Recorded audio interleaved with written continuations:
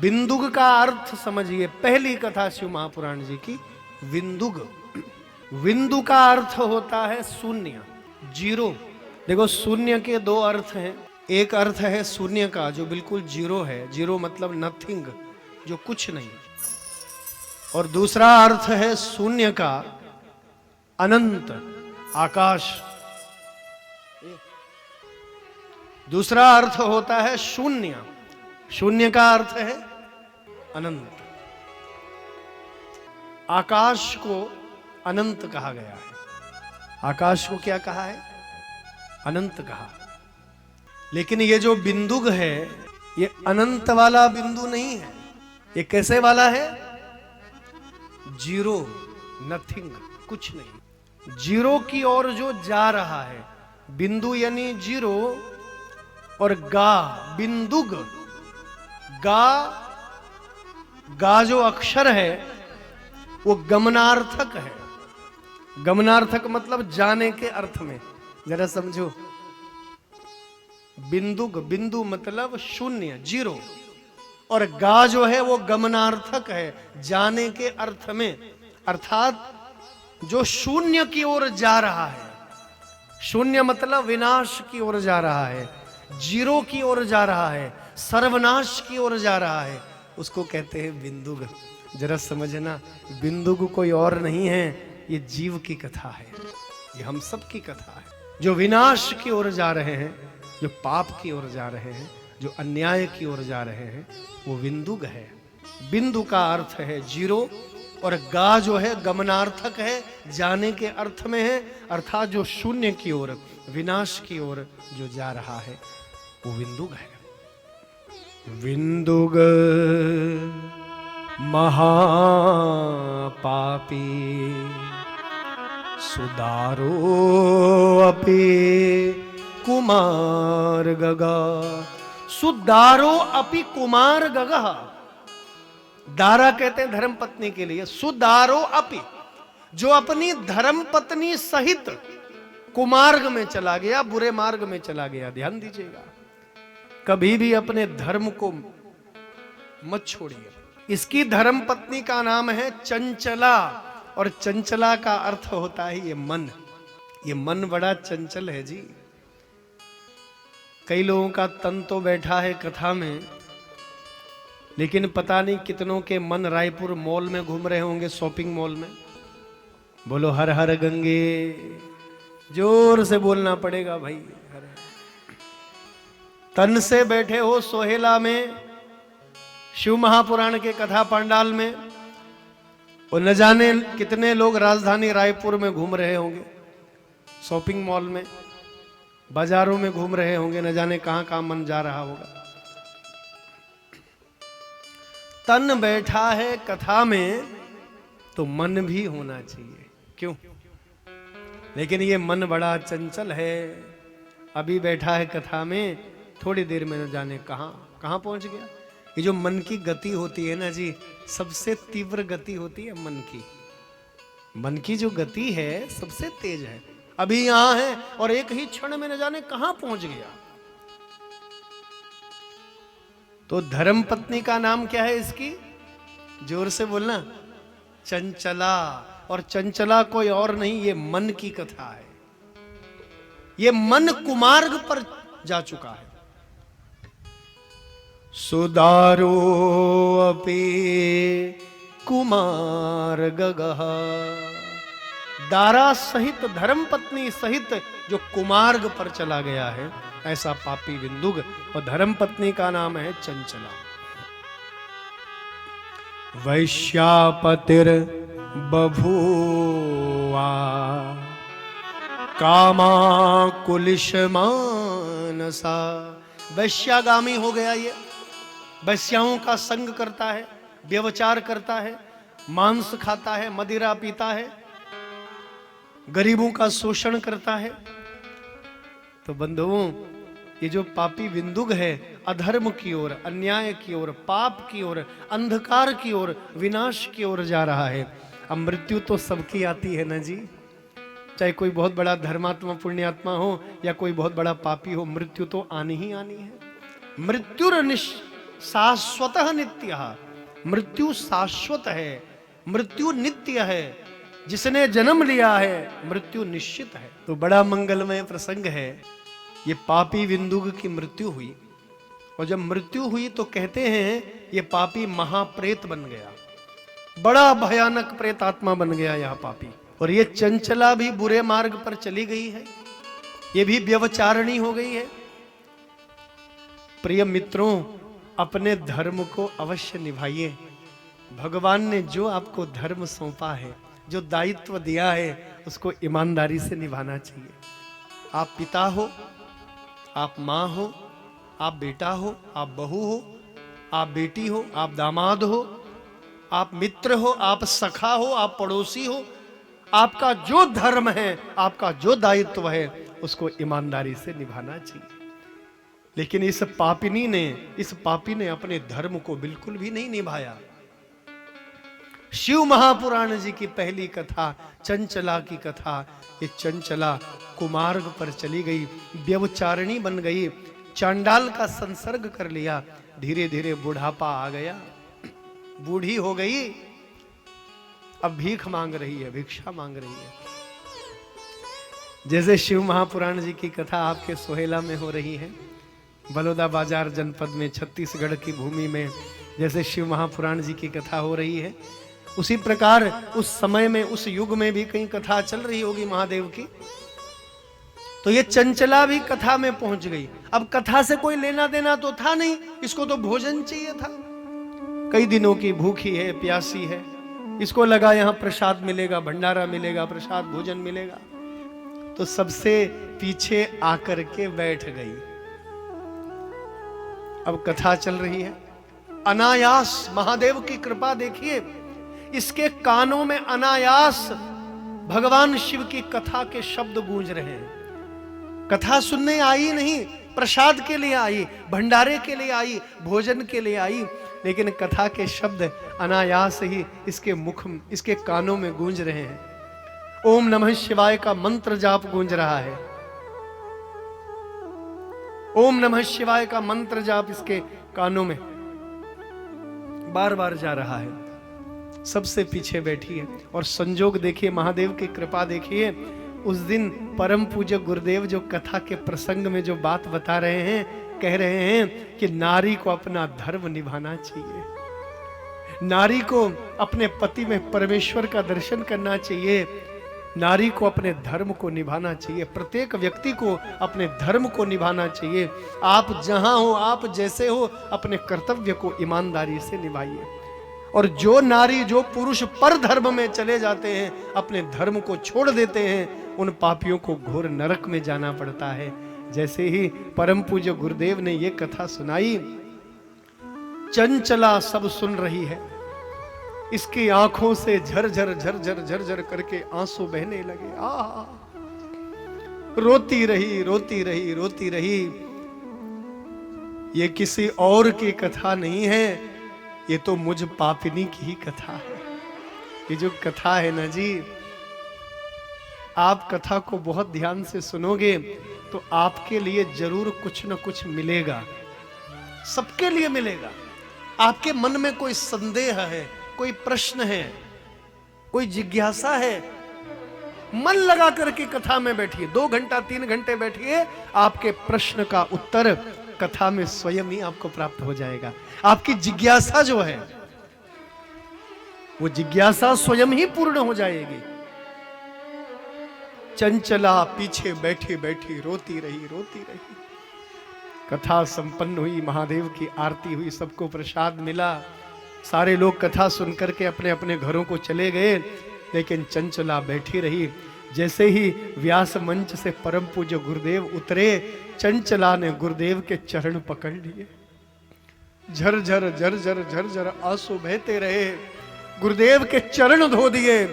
हे परम पूज्य गुरुदेव, जिस पापी की तुमने कथा सुनाई है ना, वो पापी कोई और नहीं, वो मैं ही हूं गुरुदेव।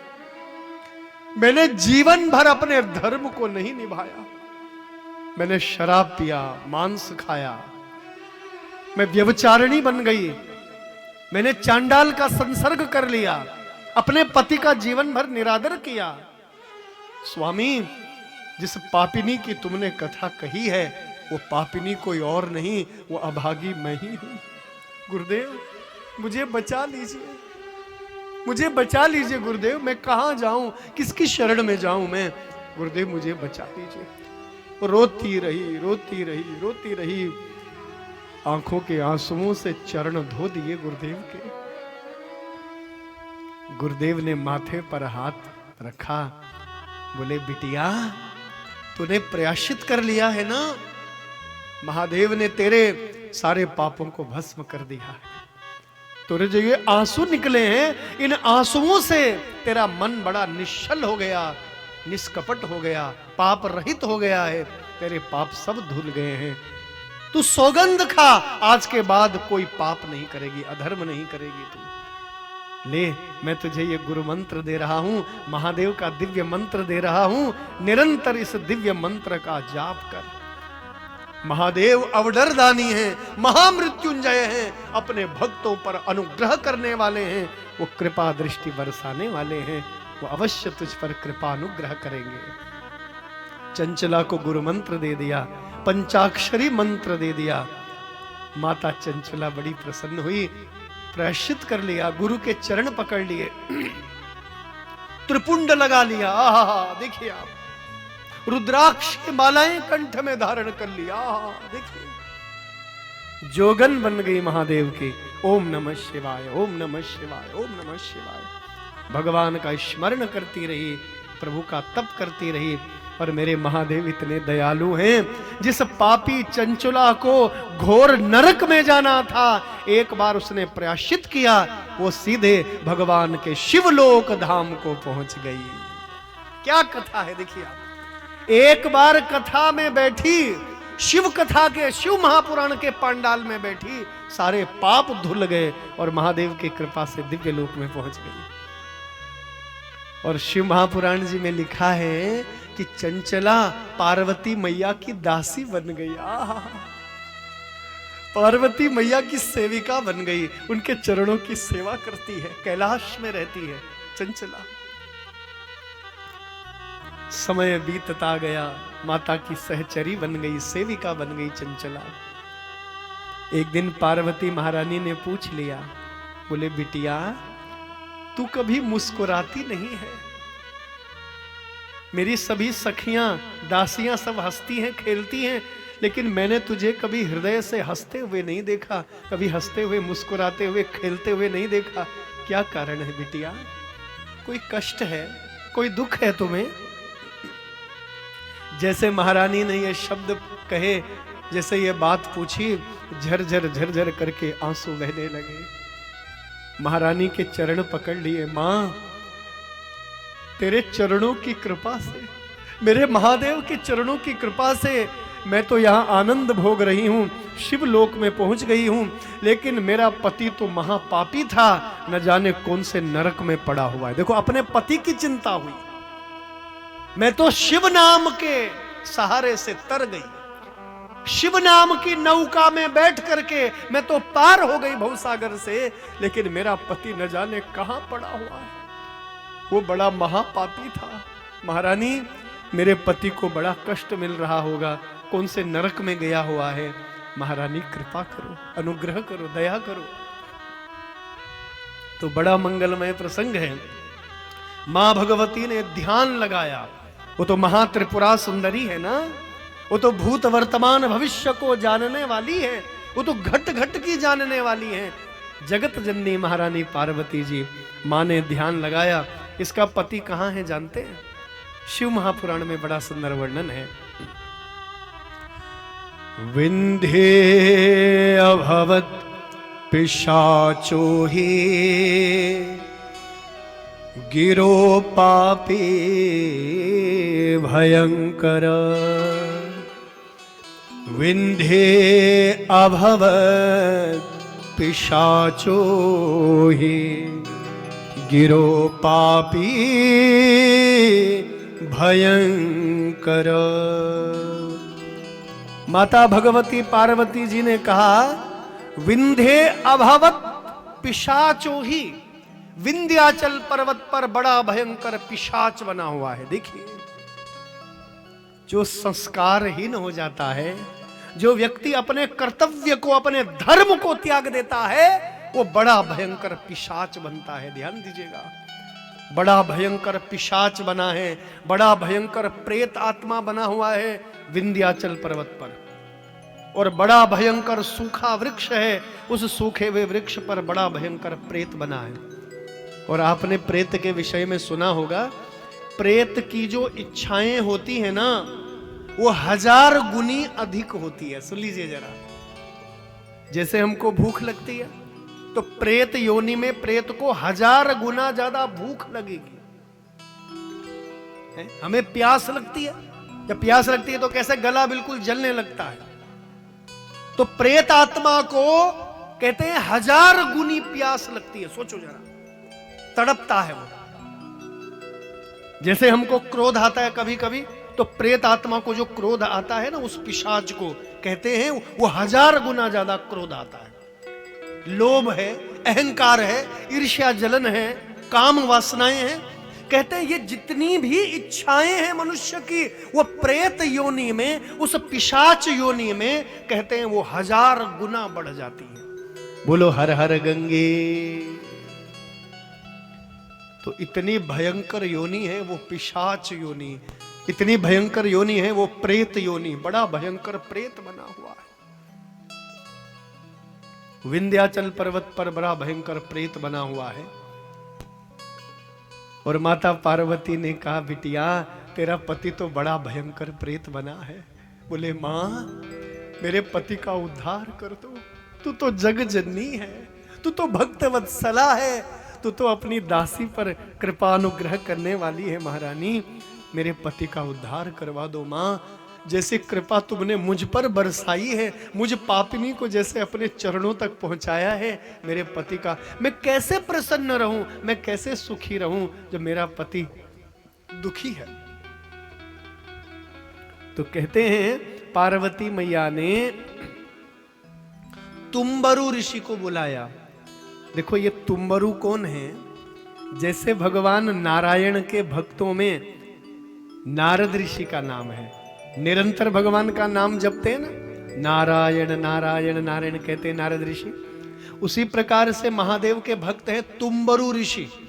इनके हाथ में भी वीणा रहती है। ओम नमः शिवाय, ओम नमः शिवाय, ओम नमः शिवाय, ओम नमः शिवाय, निरंतर जप करते हैं ओम नमः शिवाय का।